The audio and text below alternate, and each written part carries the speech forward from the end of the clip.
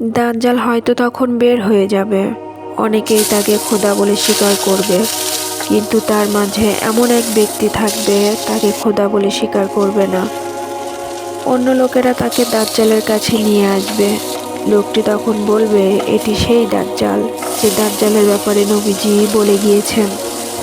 এটা শুনে দাজ্জাল ওই ব্যক্তিকে 2 টুকরা করে ফেলবে। দাজ্জালের তখন অনেক ক্ষমতা থাকবে।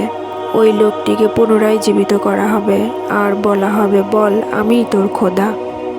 লোকটি তখন বলবে, আমার ঈমান এখন আরও পাকা হয়ে গেল, তুই দাজ্জাল।